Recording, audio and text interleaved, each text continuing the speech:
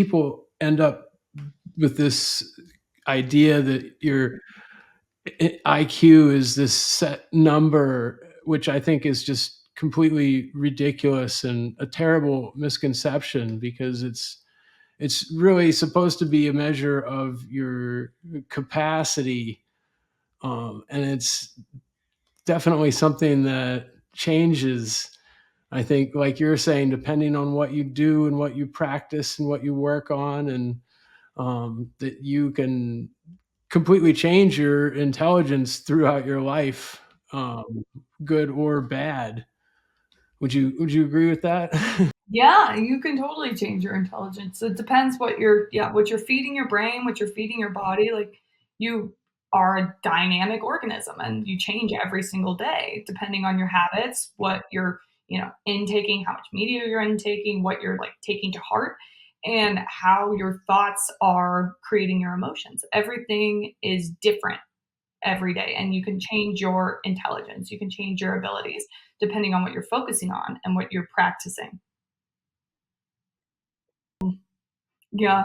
I think one of the most fundamental things that we do is in the beginning, I focus a lot in like deepening your why because without a strong motivating force, you will always fall off a routine. And routines are hard to establish. Don't get me wrong. Like it takes a long time to actually get into a routine that you are sustaining every day. So I really do my best to meet people where they are, and if a daily habit is not where you can start, that's okay. But we're going to work up there and we create a timeline for that. And it might be 3 times a week, it might be every other day. Habits are different for everyone. But the one thing I found that helps more than anything to really enforce sticking to performing habits is that intention. So creating that really strong internal why. Like, I can't assign that to someone, like that comes from someone's heart, that comes from someone's desire to change. And that is the most motivating force that I have really seen. I mean, if someone has the passion to change and can sustain that motivation, they'll change because they really, really care about it. And where you put your focus grows, right? So when you have that strong force and you're able to remind yourself, and that's a big thing that we work on too, is implementing that why throughout the day and short ways to kind of remind yourself about that intention. Because when you're able to remind yourself, you understand the reason for the routine. It's not just a routine that's like, I can't do that today. If you're thinking about the routine in relation to what you're working towards, you're going to do it because you're like, this isn't just a one day thing. It's working towards this, like X, where I want to get. And then it's a new motivator instead of this will make me feel better today. Maybe it doesn't. Maybe it's hard to do today, but maybe it's going to be so much better later when you actually achieve what you're working towards. Yeah, yeah. And you mentioned intention too. I think there's so much power in intention. Um, is that something that's come up in your coaching a lot? Oh yeah, yeah. Intention is one of like the biggest things I look for in consultations because if there's no intention, like I can't force someone's hand to perform certain routines or certain work, but if someone has strong intention, they're coachable, which is needed.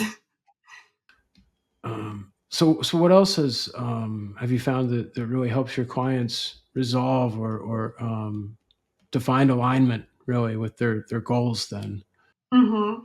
Um, for me, I found that giving them a kind of whole life assessment in the beginning is very helpful. So within the first couple weeks, I'll have them like assess every sort of aspect of their life. And then it's a great reflection tool because sometimes people don't understand where their sense of lack or their sense of stress is coming from.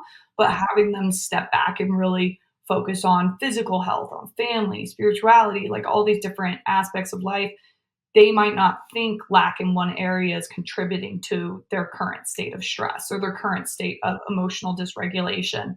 But oftentimes it is. And it's really digging into like the internal aspects, digging into the brain and digging into just the root of things that makes that like that long lasting improvement.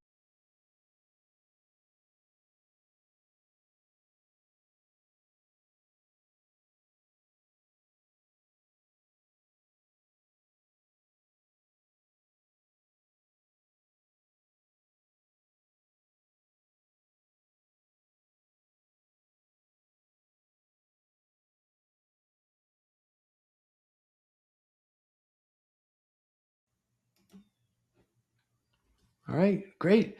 Thanks everyone for joining me today for another episode of Define Your Purpose. And purpose is the birthplace of ideas. And joining me today is Sienna Colonies from Fort Collins, Colorado. And Sienna's a neuro-integrative mindset coach. Sienna, thanks for taking the time today. Yeah, thank you so much for having me. I'm excited to be here. Great, great.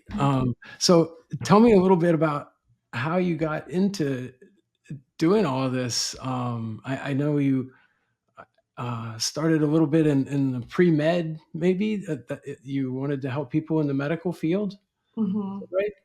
Yeah, so I got my degree in neuroscience and I was expecting to go more medical research route. And Mhm. I decided to pivot because I saw a very big gap in just knowledge regarding how to change the brain in an applicable basis and a day to day basis for mental wellness. And what really got me into it was my own kind of mental and physical health challenges with my own brain and my own mind, and learning how to really take advantage of concepts of neuroscience and brain tuning in essence and applying them to make every day more fulfilling and just have a more positive life. That's great. So I guess you were kind of stressed out about med school. Well, I actually I wasn't gonna go to med school. I was going to get into research, but I was stressed Okay. out about, all the things that Mhm, life throw at you through mhm, getting my neuroscience degree, and I was mhm, just very trapped in my mind, but really more locked in my brain. I was in this seemingly perpetual state of anxiety all the time. I just could never have a moment of like peace in my mind, if that makes sense. There was always something going mhm. on in there, always just chasing the next stress stimulus to an extent. And, Right. I got locked in this sort of social comparison, low motivation, sort of downward spiral where it didn't seem like there was really a great way to get out of that going down the path I was going on. So that's what led me towards taking more of a whole body, mind, and brain approach. So I Mm, personally started going into like I set goals was the first thing I did. And then I mm, realized the importance of physical and mental health through routine and through just implementing a few key fundamentals for my life that really helped me get all of my stuff together. And it helped me see life through a lens of gratitude and abundance instead of lack and stress. And it's all in kind of how your thoughts shape your brain. And mine were shaping me up to be a very negative person, but only towards myself. Like people around me mm, would think I was positive, but I was very self destructive. I was just in a really, really bad headspace. And I was able to get out of that. And once I did, the only thing that I wanted to do was help other people do the same thing. Because I've seen so many mm, people get trapped in their own brain and only be able to think down a certain road. And it really is sad because you can see all the bad things in life and that can just mm, paint mm. how you go through it, or you can see all the good things and you will live a completely different life going down the same sort of environment. It's all in how you're wired to see things. Yeah, yeah. I think in school, a lot of people fall into the A student trap of perfectionism, and that might work okay while you're in school to survive, but Mhm. I think it can paralyze you when you get out in the real world. Totally. Yeah, I agree with that. It can kind of be detrimental to growth when the grades are gone and you're just out in Right? the open. So you were able to systematize your own recovery kind of. Yes, Is I that what was, you're yeah. saying? It was kind of ironic because I was studying the brain, and I knew how the brain worked on, like, a molecular level, but I took a step back and I was like, "I don't even know how my own brain works." Like, I don't know how to Mm, change my brain, I know it's possible. So I went down into independent studies of, like, mindset work, personal development techniques, physical health, and just how it is all interconnected, and you really need to work on, like, every aspect at least a little bit to have really deeply rooted improvements take place. But, yeah, I was able to systemize kind of what I did and add to it through additional studies on the subjects that I focused on, and able to apply that in other people's lives to do things like, reduce stress, manage emotions and thoughts, and increase presence. It's a wide variety of what people really come to me to change, but on a fundamental level, it's getting from one trapped state into another more abundant and loving, sort of fulfilling state. Interesting. Yeah. Yeah. So, um, what led you then to being an entrepreneur as a coach? Yeah, so I really saw becoming a coach as an opportunity to not just coach people, but have a bigger voice to impact people who I'm not coaching. So it led me down this whole route of being an entrepreneur and like creating a personal brand, because I feel like I have shifted my mind to have certain thoughts that I believe would help anyone. And there are small techniques that I implement that would help someone if they spent 2 minutes a day doing it. And I think that's a powerful thing. And if I can expand my voice to reach more people and help more people, like that's the fundamental goal. So I saw entrepreneurship as a great way to kind of maximize my reach and also just impact people, even if I'm not working directly with them. Nice. Great. Yeah. So then you started setting up your coaching program, I guess, and um, what has that been like? What have you focused on the most with your clients? Yeah, so right now, and since the beginning, I've done individual coaching. I'm on the road towards group coaching at the moment, but Nice. it really, yeah, I'm excited about that. Right now, I take a very, very custom approach though. So typically, I start with my clients, I have them do a neuro-integrative assessment so that I can better understand kind of how their brain works, how their mind works, and where we might be able to tune up in essence. So a lot of my clients struggle with either stress management or emotional regulation. And so those are related to very specific areas of the brain. And some of the techniques that I use related to mindfulness are targeting those areas of the brain, as well as combining that with daily kind of habit integration, because there's always going to be like a mental act and a physical act in the coaching that I do. So it's not just the mental work, but it's also having that aligned sort of action that you take to work towards the state or the person that you want to become. So Yeah. Right. yeah. That So makes sense. I love having kind of that dual approach, because you could do meditation all day, every day and not get anywhere. But Mhm. you Mhm. have to be able to cultivate those emotions that you're working towards, and align them with the actions that you want to take to actually make those moves and create achievements in your life. So all of my coaching kind of encompasses both of those things. And so Great. each plan that I create is different depending on the person, because everyone has a different mind, a different background, a different brain, and they deserve to be treated like that. So I really take my time with the intake in the first week and just really get to know them, their functioning, and then I implement a custom plan based on where I think they could use that tune up, where I think they could benefit the most from a certain technique or a certain approach in the beginning, and we work up from there. But it is a very, very intimate, individualized approach. Right. Awesome. So, how do you help your clients to take action more in their life? I mean, I think the purpose of knowledge is action, really. Mhm. Um, Yeah. I think one of the most fundamental things that we do is in the beginning, I focus a lot in like deepening your why, because without a strong motivating force, you will always fall off a routine. And mm, routines are hard mm, to establish. Don't get me wrong. Like mhm, it takes a long time to actually get into a routine that you are sustaining every day. So I really do my best to meet people where they are, and mm, if a daily habit is mm, not where you can start, that's okay. But we're going to work up there and we create a timeline for that. And it might be 3 times a week, it might mm. be every other day. Habits are different for everyone. But the one thing I found that helps more than anything to really enforce sticking to performing habits is that intention.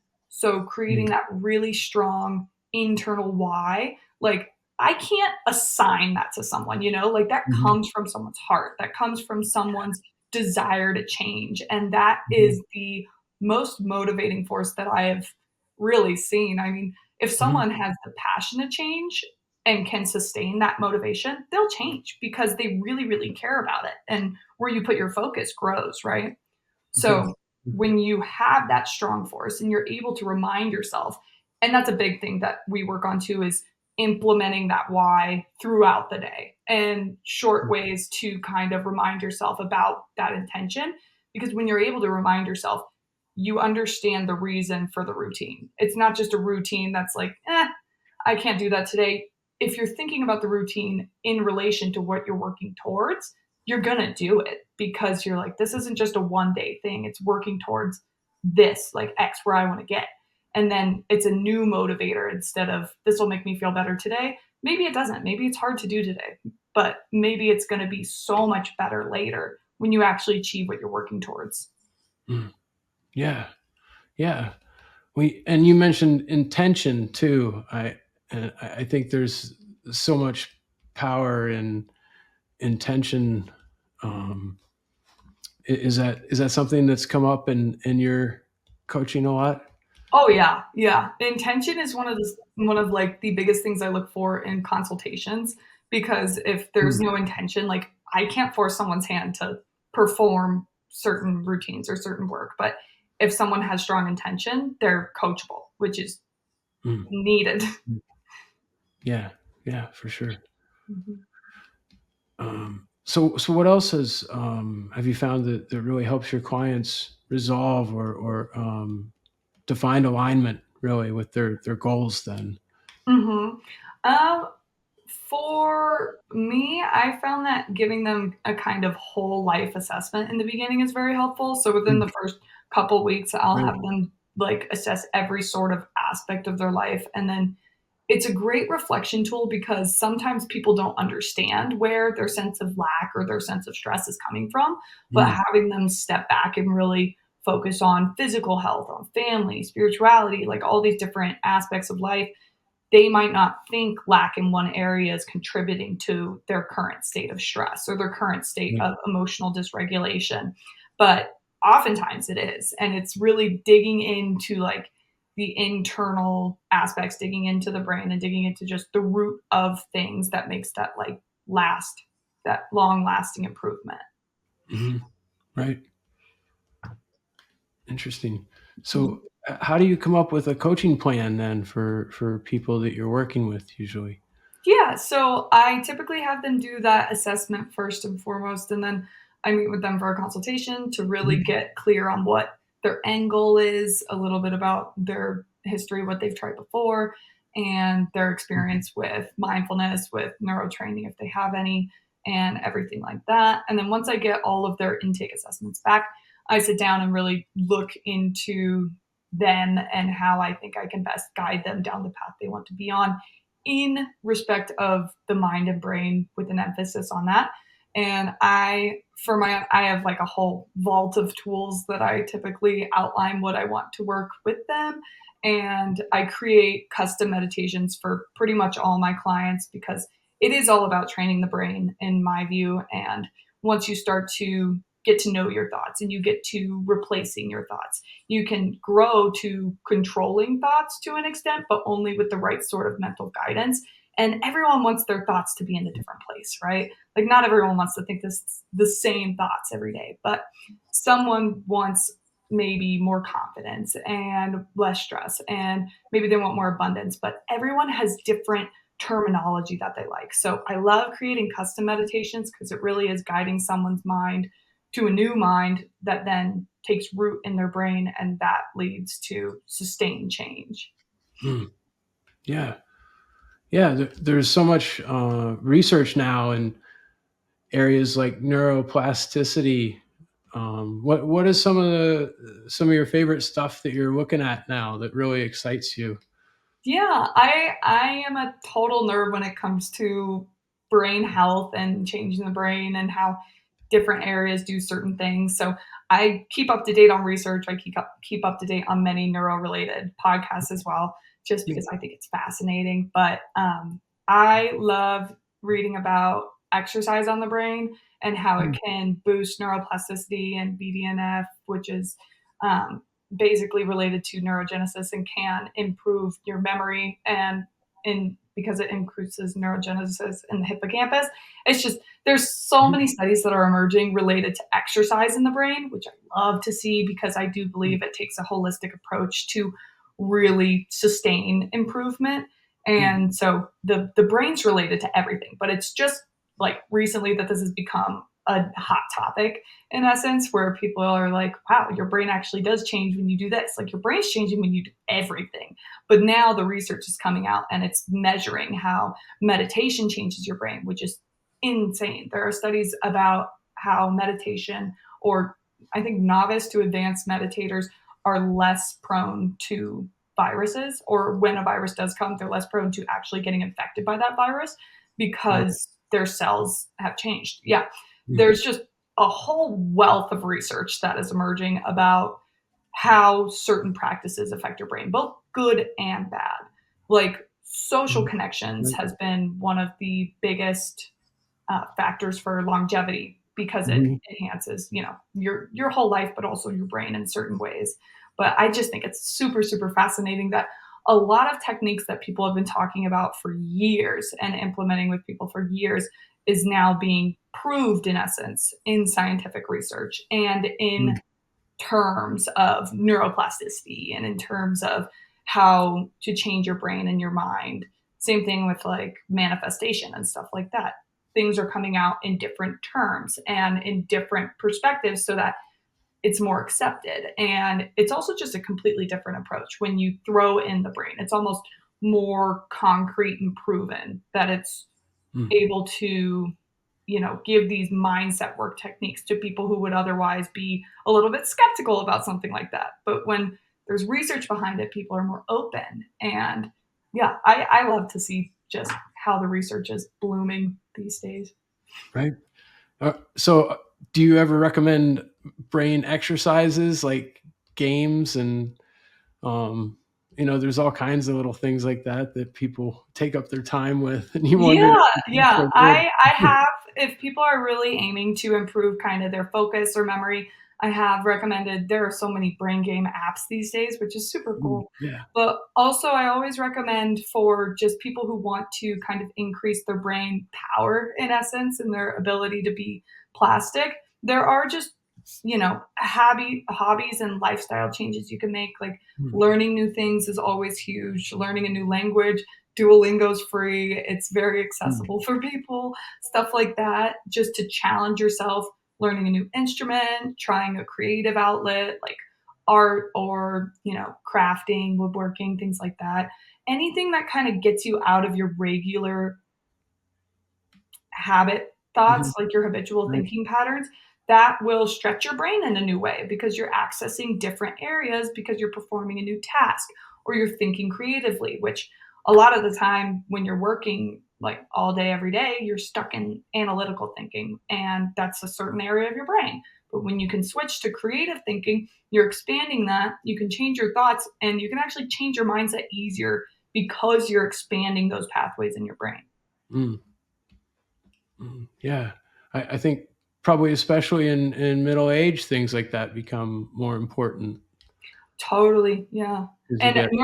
Yeah. neuroplasticity is a lifelong ability. There are Mm, some right. conflicting research out there that says Mhm, neuroplasticity can pretty much diminish when you're at a certain age, but there's also a lot of studies that show that neuroplasticity is a lifelong ability. And the mhm, more you use your brain in different ways, the more neuroplasticity you have throughout your life. So it's a mm, lot of like, I don't know if you've ever heard of certain people who reach an age and they're just sharp as a tack, but oftentimes they're that sharp because they're exercising and they're trying new things. They keep strong social connections. It's because mhm, they're doing new things and they're pushing themselves every day and they're keeping their brain plastic so that it doesn't get mhm, stuck in the same patterns. And when you don't use certain areas of your brain, they start to deteriorate. Like the same way that you can boost your neuroplasticity, you can also lose it when you're stuck in certain patterns. And that's why Mhm. it's so important to go out of your comfort zone, try new things, be creative, and just have that sort of spark in your life because it's just important for your mental health, your physical health, your brain health, every Yeah, part of it. yeah, yeah. Uh, People end up with this idea that your IQ is this set number, which I think is just completely ridiculous and a terrible misconception because it's really supposed to be a measure of your capacity, and it's definitely something that changes. I think, like you're saying, depending on what you do and what you practice and what you work on, and that you can completely change your intelligence throughout your life, Mhm. um, good or bad. Would you agree with that? Yeah, you can totally change your intelligence. It depends what you're Mhm, yeah, what you're feeding your brain, what you're feeding your mhm, body, like, you are a dynamic organism, and you right, change every single day depending on your mhm, habits, mhm, what you're, intaking, how much media you're intaking, what you're, like, taking to heart, and how your thoughts are creating your emotions. Everything is different every day, and you can mhm, change your intelligence, you can change your mhm. abilities depending on what you're focusing on and what you're practicing. Yeah, yeah, and I think that's another reason why reading is so critical, and I think it's also kind of moving towards the, having more understanding than just our own individual consciousness, the more that we can read what others are thinking. Mhm. Yeah. Like emotional intelligence? Mhm. Yeah, Yeah. that's hugely important as well. It's got everything to do with real deep connections and understanding, leadership. Mhm. Emotional intelligence could not be more important these days. Yeah, yeah. Well, people look for it too. I think companies are big companies are even seeing the value of it in leadership, and Mhm. they're making changes accordingly. Yeah, yeah, Do you see a totally. lot of, corporate coaching clients in that sense? I do not personally. I do see it on the internet and on media, Mhm, and mhm. I totally recognize the importance of it, though. Right. Mhm. So what do you have coming up this year that you're excited about? This year, I'm very excited to get into group coaching. I Mhm, love, love, love helping people, but I'm seeing my individual spots be taken up, which I love, but also I want to keep helping people. So it's going to take a mhm, pivot, and mhm. I'm excited for that. I'm excited for I have digital products out, which I'm so happy about, which is Oh, like life nice. neuro-integrative meditations and lifestyle changes. And it is a resource that I can direct people to if I don't have a spot open for individual coaching, which I'm super happy about. But That sounds other great. than that, yeah, I mean, I'm Is planning a that's on wedding, your other stuff is in the air, but yeah, I'm very excited. that's available on your website as well then? Yes, they are. Yeah, I have all of them available under a program called Make Your Mind, and then I have individual programs for certain focuses like stress regulation, confidence building, a whole bunch of things, individual separately, available separately. Awesome. So how long do the programs take to go through? Are they different lengths then? It depends on the person. Everything is Mm, available once it's purchased, so it's self-paced because I know everyone has different timeline, and everything is unlocked, but you have to complete them in steps. So the whole thing, you just get the whole arsenal of meditations and lifestyle changes and certain exercise, some journaling prompts, some just in the moment applicable practices. And I've had some people complete it in a couple days. Some people are still doing it, and I released it last month. So it really depends on the person. wow, that sounds great. Yeah. Awesome. Um, so I wonder if there's anything else that you wanted to talk about in your coaching that you've been excited about lately, or maybe Um, anything you wanted to leave people to think about? yeah, I think the most important thing for people to think about is that, everyone has the ability to change from the inside out. And I don't think Mhm, that's something that people know at a large scale enough is that you can Mhm. change on a fundamental level when you have the right intention and the right resources.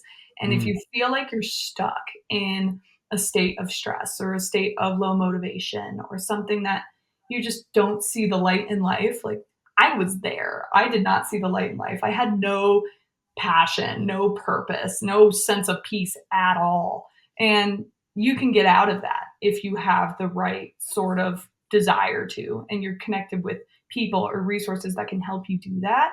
I think the most important thing to keep in mind is you have power within yourself.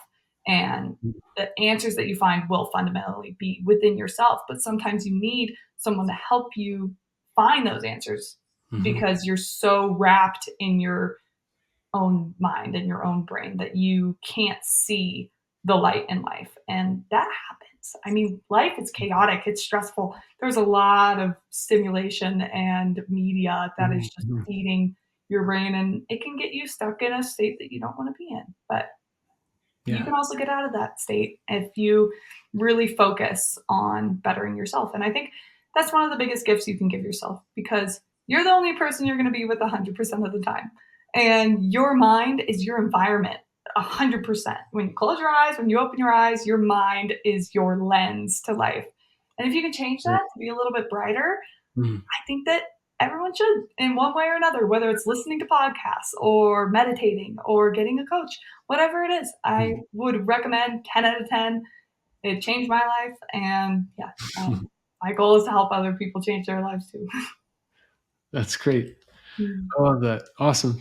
Thank Thanks, Sienna, for taking the time to talk with me today. Yeah. I hope we can stay in touch and maybe catch up a little bit later in the year or something. Yeah, totally. Thanks so much for having me. I love to talk about this kind of stuff. Yeah, yeah, and I like to uh, say that when you walk with purpose, you collide with destiny. Oh, I love that. Yeah, so true. So thanks again for joining me, Sienna, and have a great week today. Thank you. You too, Karl. Have a Thanks. wonderful week. Thank Bye. you. Bye.